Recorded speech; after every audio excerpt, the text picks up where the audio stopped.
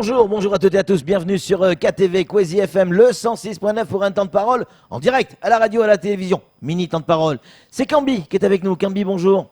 Bonjour, assalamu alaikum à tous. Vous allez bien, ce ramadan se passe bien?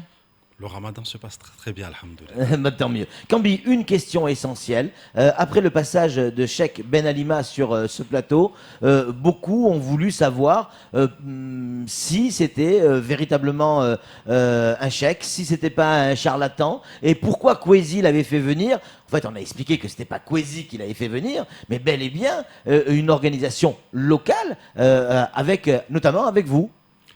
Oui, Bien dans le micro, quand même. je fais partie de ceux qui ont travaillé pour faire venir cet homme sur ce territoire. Bien sûr. C'est un homme qui a un savoir, la ruqya, qui utilise des versets du Coran et qui arrive, il s'avère qu'il arrive aussi à donner des solutions à tous les problèmes de possession de certaines personnes et notamment aussi des problèmes de sorcellerie. Maintenant, on peut ne pas être d'accord avec lui. L'avantage en islam, c'est que diverses opinions peuvent être opposées et tous être islamiques, quoi. Donc, c'est la tolérance. C'est la tolérance de l'islam, même si beaucoup de musulmans ne savent pas le faire. Et une chose aussi, on le traite de charlatan.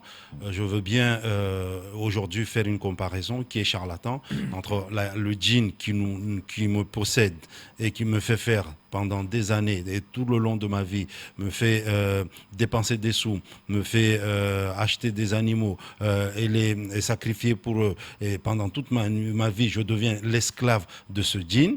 Ou celui qui vient qui me dit je te propose une solution, quelle que soit cette solution, pour que tu te libères de ce phénomène-là. Je me demande qui est vraiment le charlatan. Maintenant, comme je dis, on peut être d'accord ou ne pas être d'accord avec sa méthode. Mais moi, j'ai toujours dit, comme je l'ai dit hier à quelqu'un, nos anciens dans l'islam ont appris à se respecter dans leur savoir. Aujourd'hui, dans notre savoir, nous apprenons à nous rabaisser les uns les autres. Et ce n'est pas islamique, justement. Oui, c'est clair.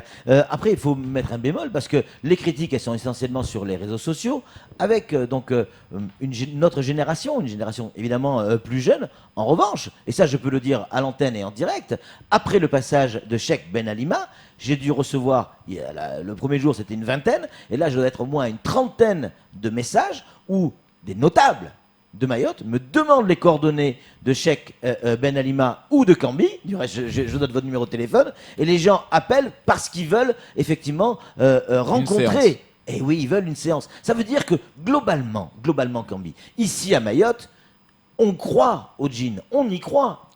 Et pour cause, c'est dans la religion. Dans la religion musulmane, il y a un verset qui est clair sur cette affaire et qui dit, Allah il dit, wa ma khalaqtul jinna wal insa illa liya'budun. Je n'ai créé les hommes et les djinns si ce n'est pour m'adorer. Et justement, c'est là où il y a beaucoup de confusion pour certains.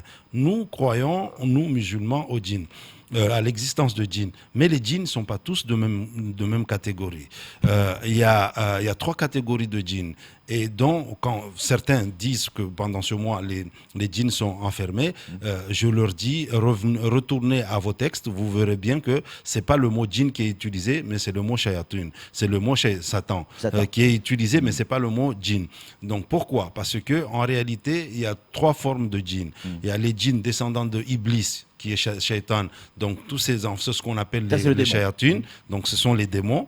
Il y a les djinns normaux qu'on connaît, qu'on dit djinn, et il arrive des fois qu'un enfant de Satan se marie avec un djinn normal, et l'enfant qui est né, le métis qui est là, il s'appelle Ifrit.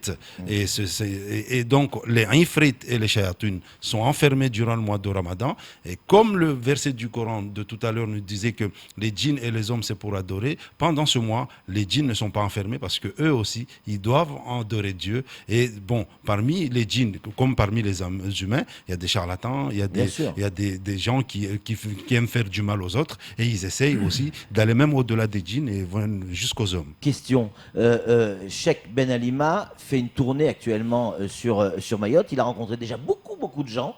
Est-ce qu'il a déjà soigné Est-ce que ça a fonctionné? Vous avez été témoin, vous? Votre parole, ce que vous dites est important pour nous. Est-ce que vous, de vos yeux, vous avez vu des gens qui ont été soignés par lui ici à Mayotte?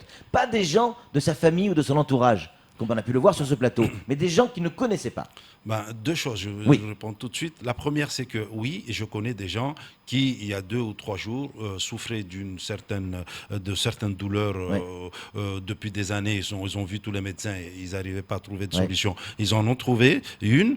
Et deuxième chose qui est très important, c'est que comment traiter de charlatan Ben Alima dans le sens où il vous dit j'apporte une solution, il vous donne la solution, mais il vous dit aussi venez vous former et je vous forme. Et il forme des gens qui utilisent sa méthode et ça marche. Qui est les charlatans en réalité? Je crois que ce sont ceux qui critiquent sans savoir. Et maintenant, je peux ne pas être d'accord avec lui. Donc, c'est islamique aussi. Bien sûr. Kamar, pour conclure. Alors, beaucoup de questions, notamment, moi je reviens sur les réseaux sociaux. Ceux qui le traitent de charlatan disent... Est-ce qu'il est connu? Est-ce que les gens... C'est pas respectueux de dire ça. Hein, voilà, exactement. Mais c'était très cru, hein, on le sait très bien dans les réseaux sociaux. Mais est-ce qu'aujourd'hui, sa méthode ou sa façon, sa pratique n'a pas été interdit dans d'autres pays? Les gens se demandent pourquoi chez nous, est-ce qu'on connaît cet homme? Est-ce que vous l'avez étudié avant de le faire venir? Enfin, vous connaissez un peu son parcours? Bon, soyons clairs. Ceux qui le critiquent, ce sont ceux qui se prénomment, qui se disent être des salafistes. Et salafistes qui est un terme normalement qui dit que ce sont des gens qui essayent d'adorer Dieu tel que nos ancêtres, ceux qui étaient plus proches du prophète, l'ont fait. Mais je pose une question à ceux-là. Connaissez-vous la personne? L'islam nous interdit de parler d'une chose qu'on ne connaît pas. Connaissez-vous la personne? Connaissez-vous sa méthode? Première question. Deuxième question que je pose à ces gens-là.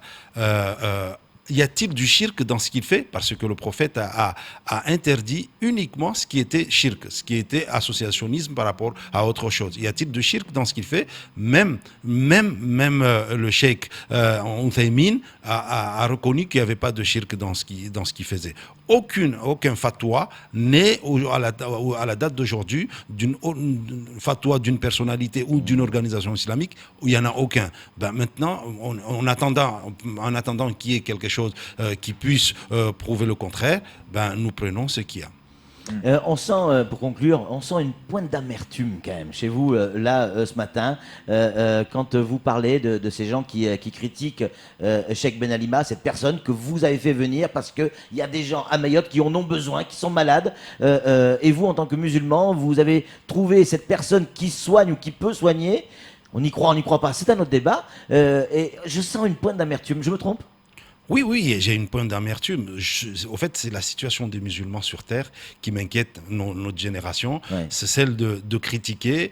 Je peux me permettre de critiquer quelqu'un, par exemple, comme Ben Alima, qui connaît le Coran par cœur, et que moi, je ne connais même pas le dernier chapitre du Coran.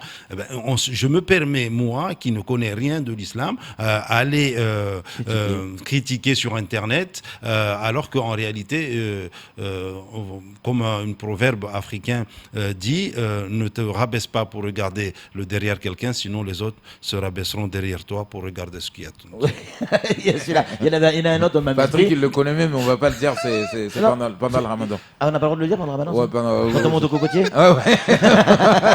Bon, en tout cas, merci beaucoup, Kambi, d'être venu sur ce plateau et de nous avoir éclairé. En tout cas, moi, permettez-moi de vous dire, bravo pour le travail que vous avez fait.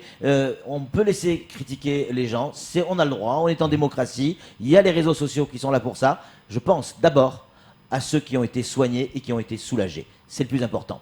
Merci beaucoup. C'est le plus important. Merci beaucoup, Kambi. Allez, c'est tout pour ce mini temps de parole. Tout de suite, la suite de nos programmes.